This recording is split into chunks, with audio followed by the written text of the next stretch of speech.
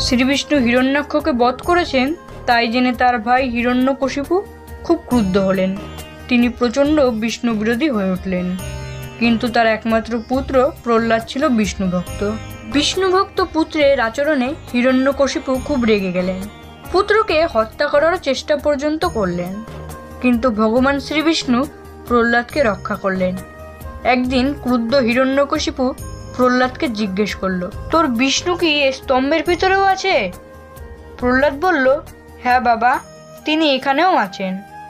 হিরণ্যকশিপু পদাঘাতে সেই স্তম্ভটি ভেঙে ফেললেন। সঙ্গে সঙ্গে সেই স্তম্ভের ভিতর থেকে ভগবান বিষ্ণু নৃসিংহরূপে আবির্ভূত হলেন। নৃসিংহ তার ভয়ঙ্কর নখ দিয়ে হিরণ্যকশিপুর বক্ষ বিদীর্ণ করলেন।